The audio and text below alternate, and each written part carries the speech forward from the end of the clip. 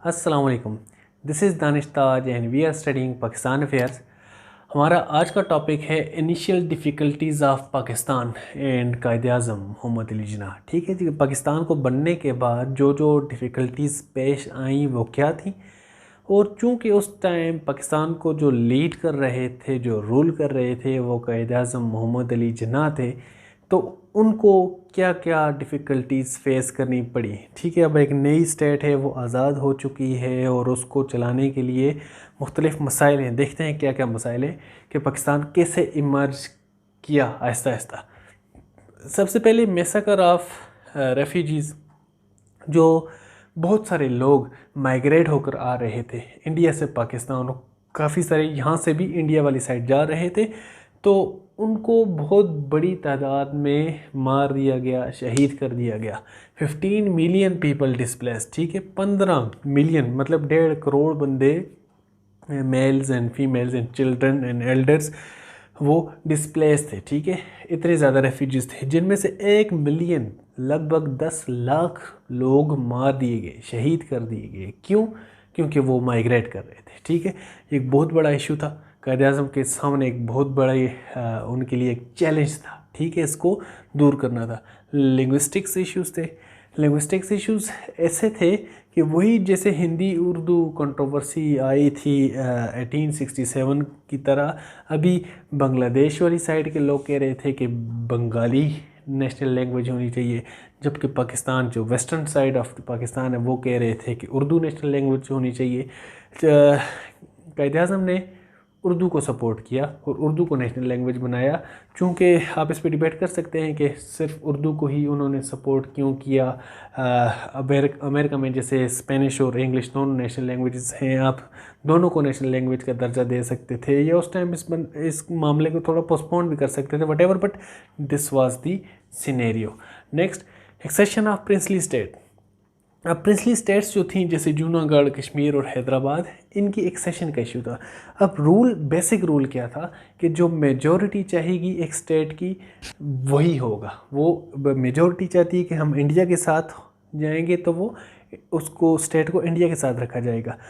Majority चाहेगी कि हम पाकिस्तान के साथ रहना चाहते हैं तो उसको पाकिस्तान के साथ रखा जाएगा। डेमोक्रेटिकली ये डिसाइड होना था, मगर हुआ क्या, अब कश्मीर है, कश्मीर की जो पॉपुलेशन है वो मुस्लिम मेजॉरिटी है, जबकि उसका हुक्मरान जो था वो हरी सिंह, वो नॉन मुस्लिम था, सिख था, उसने इंडिया को सपोर्ट किया। अब यहाँ पर किसकी मानी गई? राजा की मानी गई, हुक्मरान की मानी गई, अवाम की नहीं मानी गई। ठीक है, जबकि हैदराबाद में जो था अवाम जो थी नॉन मुस्लिम ज़्यादा थी, और वहाँ का जो राजा था वो मुसलमान था, उसने पाकिस्तान को सपोर्ट करना चाहा, उसकी नहीं मानी गई। जूनागढ़ का जो राजा था उसने भी पाकिस्तान को सपोर्ट करने की बात की, उसकी भी नहीं मानी गई। मतलब यहाँ पर रूल और इन दो जगह पर रूल और। ठीक है, नेक्स्ट, इकोनॉमिक प्रॉब्लम स्टार्ट में, गरीब मुल्क था, गरीब लोग थे, इकोनॉमिक इश्यूज़ बहुत ज़्यादा थे, तो ये बहुत सारे इश्यूज़ फेस करना पड़े। स्टार्ट में इस्टेब्लिश स्टेट बैंक, उन्होंने स्टेट बैंक बनाया, पाकिस्तान फ़ंड कायम किया। नवाब सादिक जो थे बावलपुर के, उन्होंने फंडिंग दी, बहुत बड़ी डोनेशन दी पाकिस्तान को चलाने के लिए। अब देखें, ऐसे ऐसे लोग भी थे उस टाइम जो कि एक मुल्क को चलाने के लिए फंडिंग्स दे रहे थे, लेकिन साथ साथ कायद-ए-आज़म की लीडरशिप पे एतमाद भी था। ठीक है, प्रोविंशियलिज़म एंड इनसिक्योरिटी, प्रोविंशियलिज़म की बातें हो रही थी जी। बांग्लादेश के अलावा बलूचिस्तान और जो KPK का इलाका है, NWFP, यहाँ के लोगों का भी बहुत बड़ा एक फैक्टर था। KPK में एक मखसूस तबका था जो कि अफ़गानिस्तान को सपोर्ट करता था। ठीक है, वो चाहते थे कि हम पाकिस्तान के सना बने, जबकि अफ़गानिस्तान के सना। इसी तरह बलूचिस्तान में भी बहुत सारे सरदार थे जो कि कोई कुछ और चाहते थे, कुछ और फेट चाहते थे, जबकि बांग्लादेश में भी ऐसे सिलसिले चल रहे थे। तो कायद-ए-आज़म के सामने प्रोविंशियलिज़म का इशू था। वो कह रहे थे कि एक स्टेट बनो, ठीक है, फ़िलहाल एक स्टेट बनो, हम मामलात को आपको आपके राइट्स देंगे, लेकिन एकदम से तो सारा कुछ नहीं होता।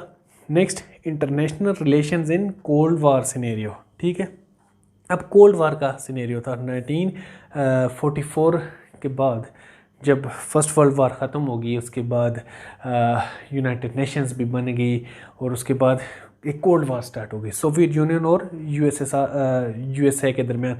अब सोवियत यूनियन की तरफ जाना था या यूएसए की तरफ जाना था। अब पाकिस्तान ने डिसाइड किया यूएसए की तरफ जाना। क्यों, मैं आपको बताता हूँ।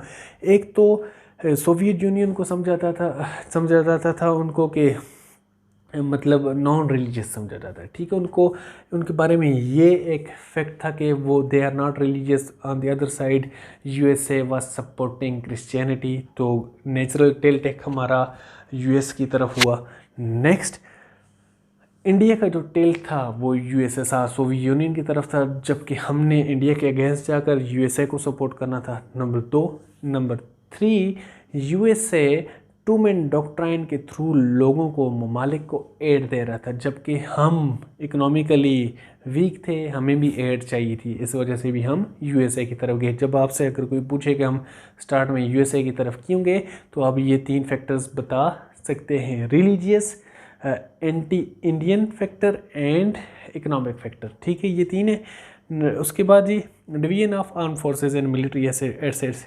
आर्म फोर्सेस की जो एसेट्स थे, आर्मरी थी, वो इंडिया ने कोई ठीक तरह से हमें नहीं दी। हमें हमारे जो एमिनिशंस थी, जो असला था, वो ठीक तरह से डिवाइड नहीं किया गया, हमारी आर्मी को नहीं दिया गया। मिलिट्री एसेट्स का इशू था, इकोनॉमिक एसेट्स का भी इशू था। इकोनॉमिक एसेट्स जो कि इंडिया के पास हमारे उस टाइम के करोड़ों डॉलर्स थे, वो आज तक भी हमें नहीं मिले, ठीक है। वो लेना थे, इंडिया ने नहीं दिया क्योंकि।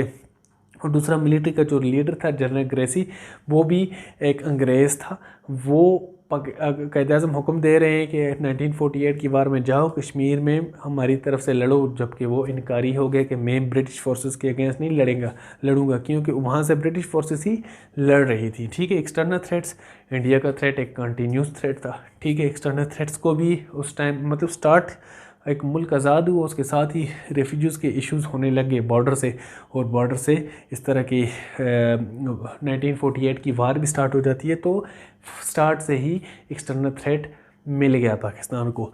उसके बाद कादियानी इश्यूज़ ये थे कि इनको मुस्लिम डिक्लेयर कर दिया जाए, नॉन मुस्लिम डिक्लेयर कर दिया जाए। उस टाइम डिबेट्स थी, लाहौर में बहुत ज़्यादा प्रोटेस्ट हुए, धरने हुए, जलाओ घेराव हुआ। तो ये इशू भी एक किस्म के सिविलियन इश्यूज़ उठ रहे थे। तो ये स्टार्ट के इश्यूज़ थे कि इनिशियल डिफ़िकल्टीज़ पाकिस्तान के लिए क्या थी। अगर क्वेश्चन आ जाता है right about the initial difficulties of Pakistan, तो आप इस पर एट लेंथ लिख सकते हैं, ठीक है जी। उम्मीद है आपको समझ आई होगी। Thank you.